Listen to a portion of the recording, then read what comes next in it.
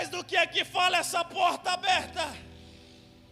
Em primeiro lugar, essa porta aberta fala de oportunidade de salvação. Porque em Mateus capítulo 7, versículo 13 e 14, capítulo 7, versículo 3 e 14, Jesus falou sobre dois tipos de porta.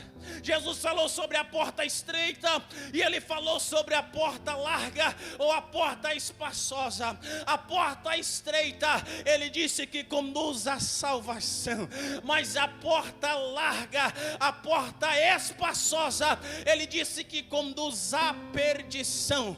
Mas em primeiro lugar, a porta, ela fala de salvação.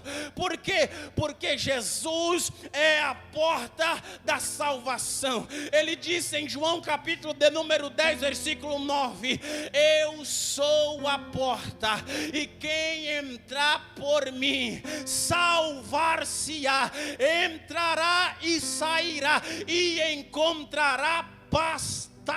Essa porta, em primeiro lugar, é a porta da salvação. Mas em segundo lugar, essa porta também pode significar uma oportunidade de evangelização. Em Colossenses capítulo 4, versículo 3 e 4, o apóstolo Paulo pede para que os irmãos em Colossos orem por ele, para que Deus vos abra a porta da palavra, a porta do evangelismo. Mas essa porta também, em terceiro lugar, ela fala de uma oportunidade de serviço. Quando Paulo escreveu em 1 Coríntios capítulo 16, versículo de número 9, o apóstolo Paulo, falando de porta como oportunidade, ele disse: porque uma porta grande e eficaz se me abriu, e é por isso que há muitos adversários. Perceba o que Paulo diz: porque uma porta grande e eficaz se me abriu, e é por causa disso que há muitos adversários. Qual era a fúria do adversário? É porque Deus tinha aberto para Paulo uma porta grande e eficaz. Deus não tinha aberto para Paulo uma porta pequena, mas ele tinha aberto uma porta grande e eficaz, e era por conta disso que tinha muitos inimigos. E o que era que os inimigos queriam? Os inimigos queriam fechar essa porta. Os inimigos queriam ver essa porta fechada, e eles até empregavam muita força, muito esforço físico para tentar fechar essa porta. Mas Jesus já disse na sua palavra: a porta que eu abro, ninguém pode fechar. Deus vai abrir uma porta grande e eficaz para você. Ele vai colocar uma porta grande e eficaz aberta diante de você.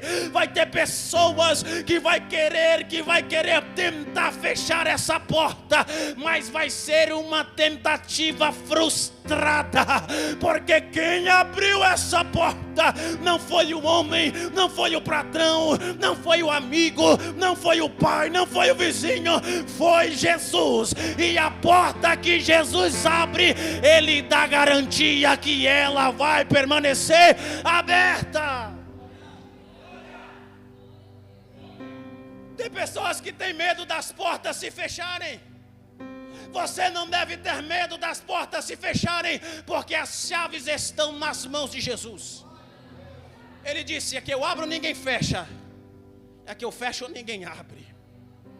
Se o homem inventar de querer colocar a mão para fechar a porta que Jesus abriu para você, ele não vai conseguir, porque ele abriu para permanecer aberta de uma vez por todas. Então ele coloca diante de nós uma porta aberta, mas há alguns obstáculos contra essa porta aberta. Qual é o primeiro obstáculo contra essa porta aberta? O primeiro obstáculo se encontra no versículo de número 8: tendo pouca força. A pouca força era um obstáculo para a porta aberta.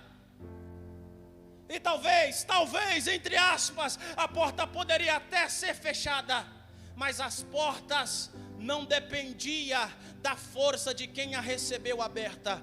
as portas dependiam daquele que abriu ela. Aí Jesus disse assim: tendo pouca força, guardastes a minha palavra.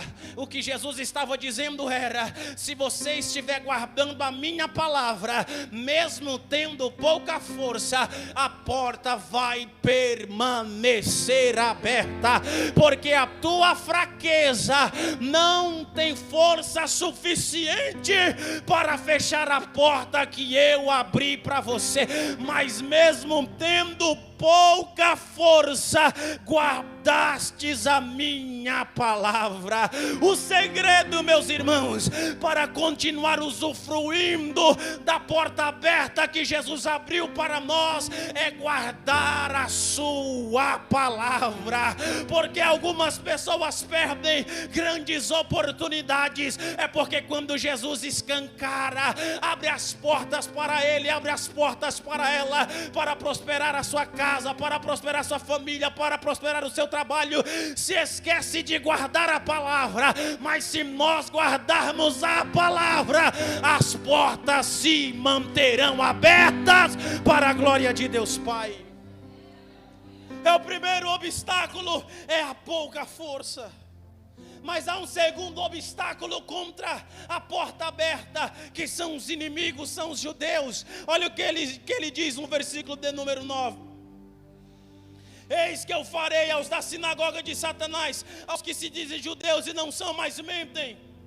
Qual era o propósito dos falsos judeus mentirosos? O propósito deles era fechar a porta. E muitos deles diziam: vamos fechar essa porta. E muitos deles até ignoravam, tinha como uma portinha qualquer.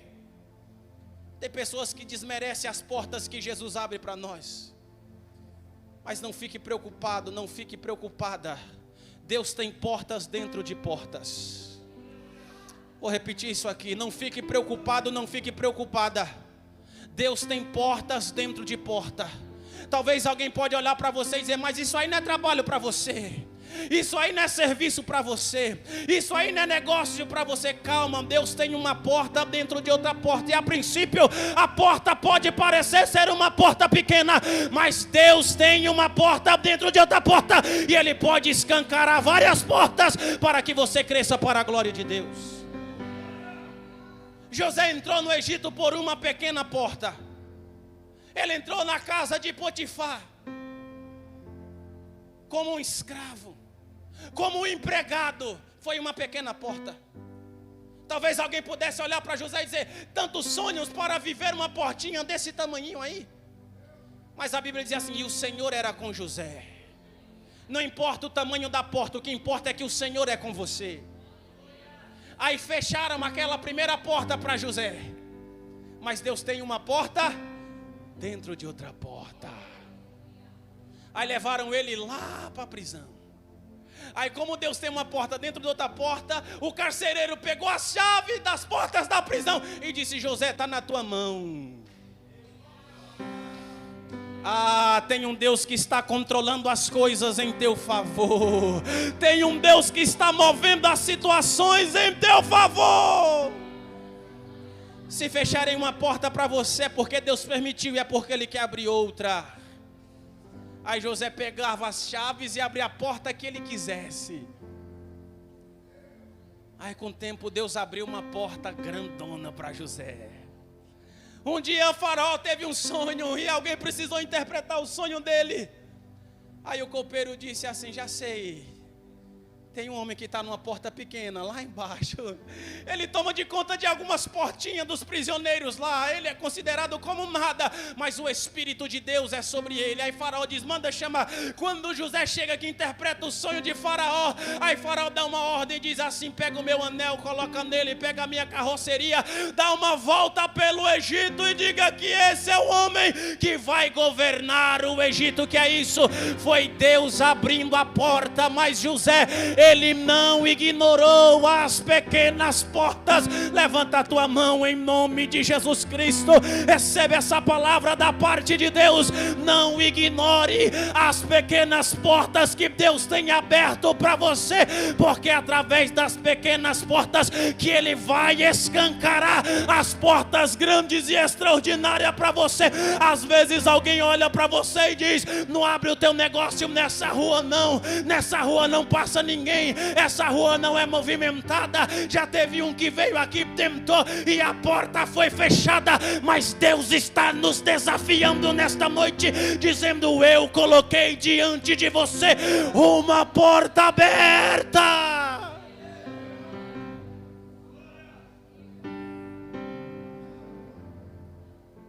Não deixe ninguém fechar as portas que Deus está abrindo para você. Você vai criar esse negócio, você vai abrir esse negócio. Eu conheço 2, 3 que abriu e fechou, faliu, quebrou. Confia no Deus da palavra.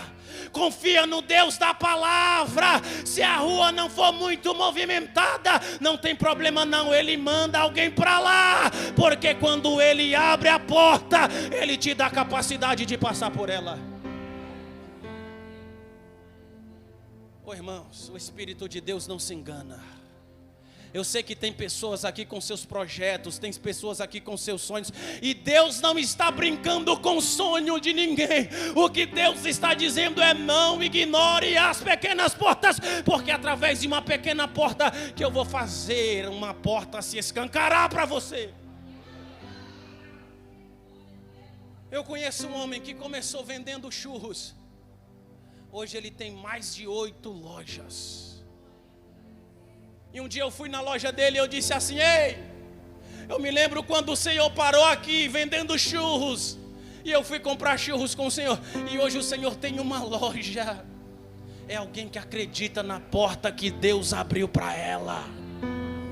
Não deixa ninguém pegar na maçaneta da porta que Jesus abriu para vocês e dizer: está na hora de fechar esse negócio. Só fecha quando Jesus mandar, porque Ele disse: as chaves estão nas minhas mãos. Mas há também um terceiro obstáculo contra essa porta. É a ameaça de tribulação. O versículo 10 diz para nós: como guardasses a palavra da minha paciência, também eu te guardarei da hora da tentação ou da hora da tribulação. Mas sabe o que é precioso que Jesus diz aqui?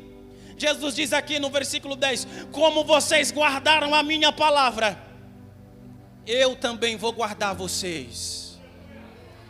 Como vocês guardaram a minha palavra, eu vou guardar vocês. Porque aquele que guarda a palavra é guardado pelo Deus da palavra. E às vezes as tribulações querem fechar a porta, querem nos oprimir para fechar a porta. Mas Jesus disse: eu te guardarei na hora da tribulação. São as portas abertas.